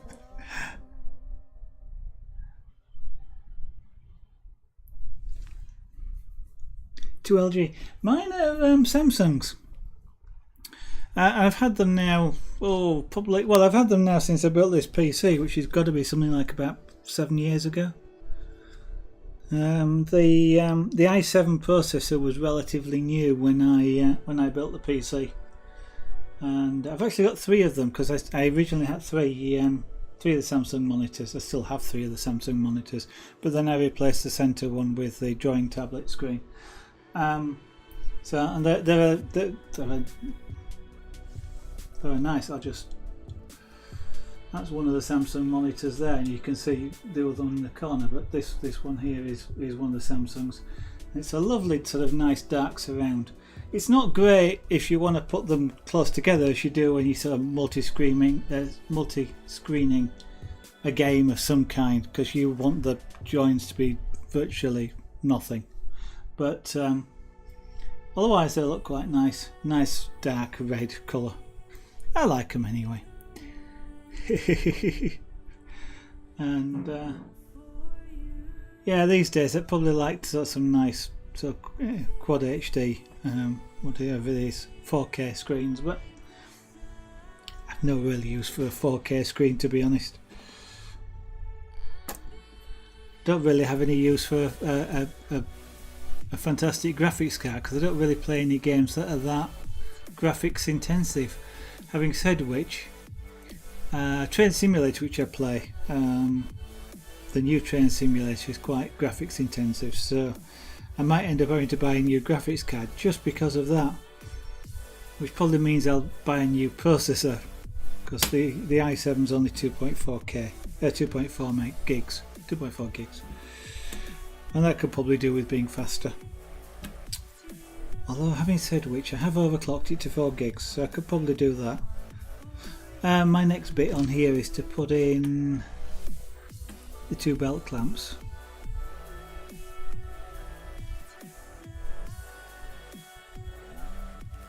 On the opposite side, so the belt clamps.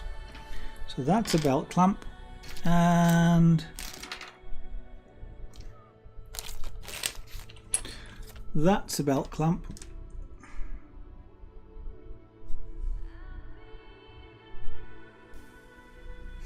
And they go on this side, and they go that way, which surprises me. Or do they? Yeah, they go that way. According to the picture I'm looking at, I would have expected them to go that way to clamp things. Yeah, well, I shall follow the instructions. You want a Nintendo Switch? I've not. I've not really looked at them, to be honest. That's going to want a thing in it. Yeah. I've got a Wii U. I've actually got a Wii as well, and a PlayStation 2. But I kind of I've kind of found that I don't really play the consoles. Actually, I've got a DS. Yeah, I've got a 2DS. Before they became the 3DS and the large ones and things like that. So I kind of very rarely play the games. So I found, over the years I've gone, you know what, I'm not going to bother these days. So yeah, I think probably the Switch looks quite a nice console, and it looks quite a nice, the ability to switch, obviously its name implies. But since I probably won't play the games that often, I'd probably revert back to doing it on a PC.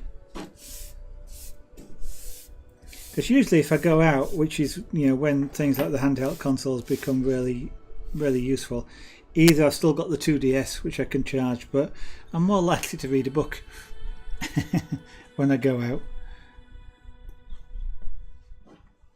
or if I'm on a train or something like that, I'll sit back with a Kindle and just read a book. You sell your piece. And I hadn't noticed particularly bad English, or any bad English at all, to be honest. It's, when you see people typing in chat, of course, they're even people with perfect English, and that's not me, make all sorts of mistakes, so you can't actually tell. I've thought about selling selling it, because I've actually just recently I threw out a PS1. And I've also got the, what is it? The Cube one. I can't remember. I've got another console which is now redundant, but I've kept the PS2, and I've kept about a dozen games which I would kind of like to play at some point in the future, maybe, possibly, but it didn't really seem worth trying to even sell it. It didn't, it didn't seem like I'd get that much, because it's one of the older ones. In fact, it's one of the first generation PS2s,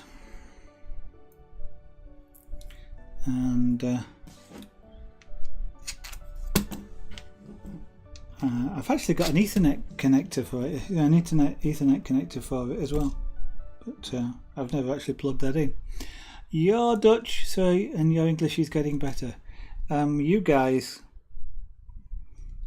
often speak English better than we do. One of my I need another washer. One of my colleagues at work, one of the colleagues that I used to work with at work was in, he's Dutch as well, And other than the accent, he speaks English as well as any of us who are native.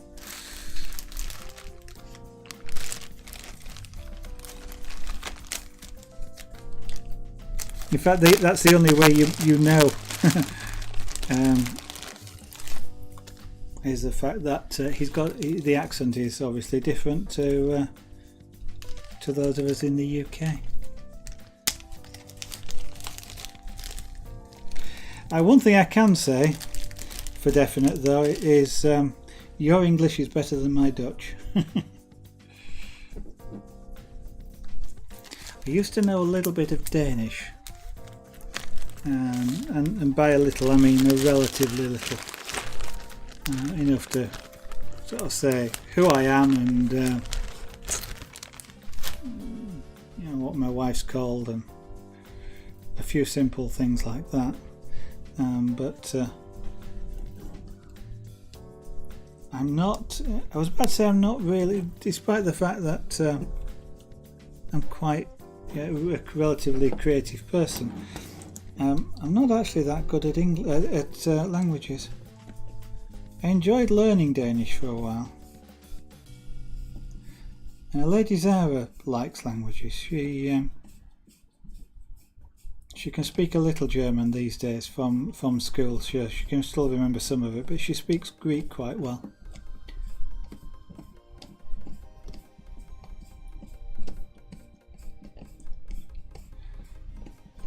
And I can say about enough to say thank you in Greek. And good morning, good afternoon, good evening. And that's about it. But I just think it's kind of weird because, well, I suppose I was going to say, you know, learning languages. I learned computer languages, but I guess they're just different dialects of English, really. And I also know knew Morse code, but again, that's a different dialect of English. It's a different way of speaking, I guess, but it's still the same words, so it probably doesn't count as another language, really.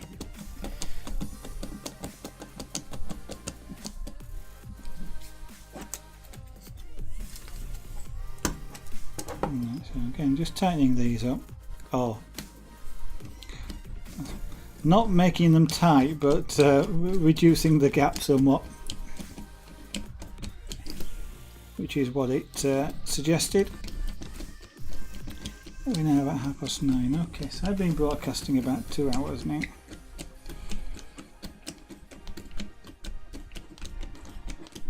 I'll have a look at the next step is mounting this on the big frame, so I'm going to take a look at what that involves and see whether we do that tonight or not.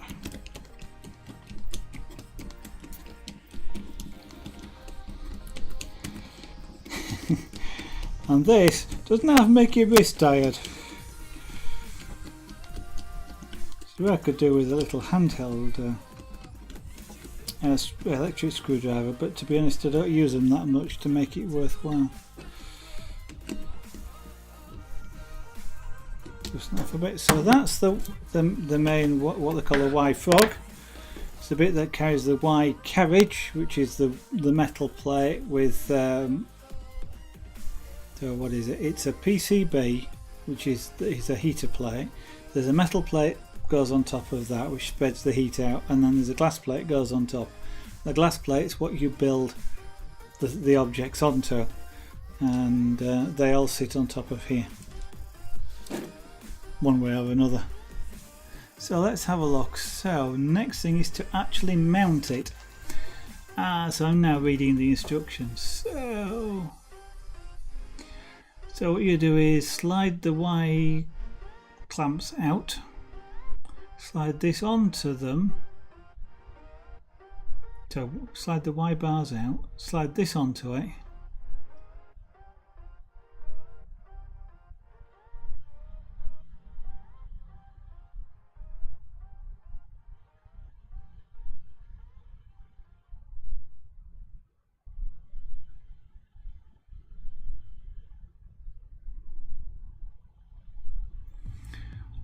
okay, so that starts to get complicated. But we can do that bit at least, which is to actually put this onto the big frame. But then the end starts to have to be realigned again.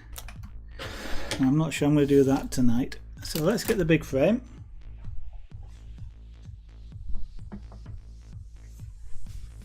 Which is here. And then this gets mounted on there. And to do that, I've got to slide these rods out sufficiently enough to get the carriage on, and then slide them back in. And at that point, then they'd have to be realigned. So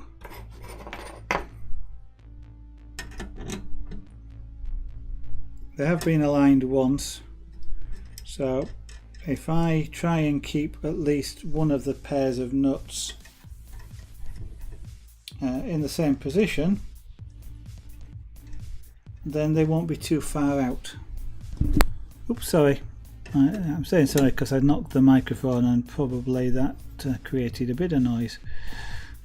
When you're doing something like this, one of the lapel mics will be really good, a lavalier mic. I keep thinking about it, but at the moment they're a bit too expensive to go out and buy one.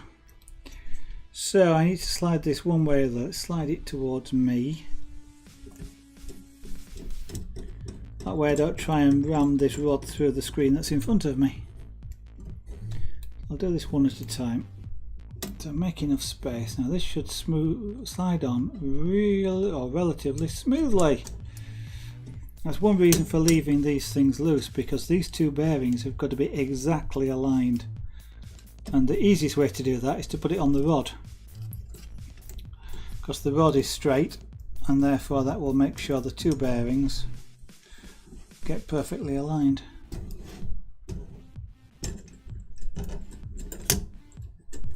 Quite clever, really. Right, so that's back through there. Now it does help to remember which nut it is that you didn't change. And I don't. I think it was the inside one, but it's I've got to realign these anyway, so if I've got it wrong,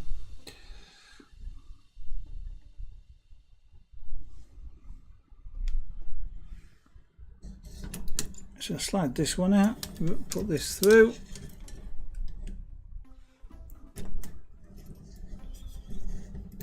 Now the distance between these rods has got to be fairly accurate, or very accurate, because if not it will actually cause the bearings, well, it'll make the bearings work hard and wear them out basically. And I'm knocking the microphone again, sorry.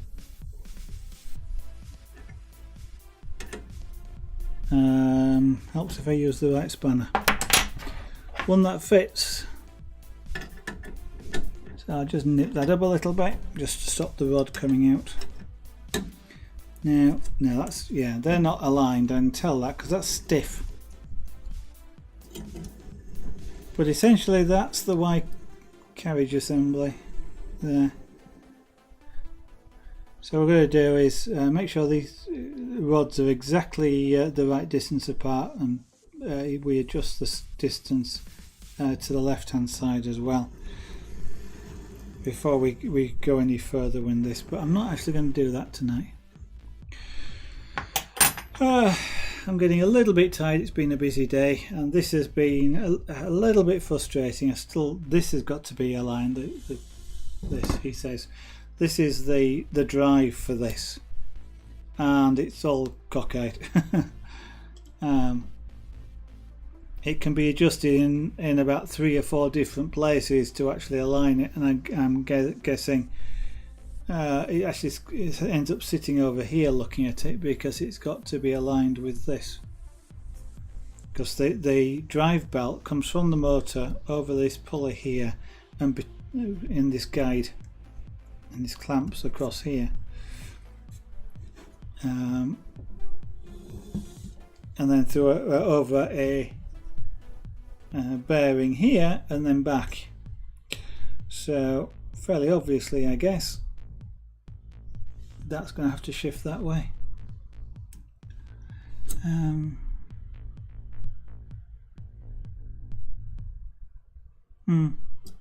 But I shall do that. Well, we'll do that bit tomorrow night. I think hopefully I should be streaming tomorrow night. It seems likely that I'll be doing that, so we will carry on with the alignment of the y-axis again, and then the alignment of the drive motor and the what they call the idler bearing at this end, which returns the belt back, so it's one continuous loop. And we'll see where we go from there. I think after this is done, it moves on to the x-axis, which runs crosswise on here. But I think that's it for this evening. So what I'm going to do is say thank you to everybody, and Rihanna, if you're still watching, thank you very much for joining me this evening and watching. Hope I will see you again in the future. Nice to see you again. Anybody else, thank you for watching. If you would like to see more of this 3D printer build, or any of the other 5 or 6 crafts that I do on stream, and you can see some of the pictures running at the moment on the right hand side of your screen. Everything that's there has been done on stream, so you've got a complete cross section of things there. There is miniature rug making, that's punchcraft. There is carving with chisels and knives. There is scraper board, that's the black thing with the white images. There is pyrography, which is the wood burning, and there is another one which I can't remember. Oh, the jewellery making, yes, things like those things. Chainmail. Told you I'm getting tired. I can't even remember the name of what it is I make. And things like beading and stuff like that I also do. Kumihimo braid and things. So you get to see quite a few things. You can also check them out, as Moobot keeps saying, either on the Facebook page, on Etsy as well. There's a shop on Etsy if you're interested in any of the jewellery. And you can also follow me on Twitter if you would like the odd tweet, usually about when I'm going live or when I'm not going live, but occasionally other art related things. But other than that, feel free obviously to follow me here on Twitch to catch when I go live next, which, as I say, will hopefully be tomorrow, somewhere between about 1900 and 2000 hours UK time, which at the moment is 1800 to 1900 UTC or GMT. Thank you everybody, have a great evening, see you the next stream, bye for now.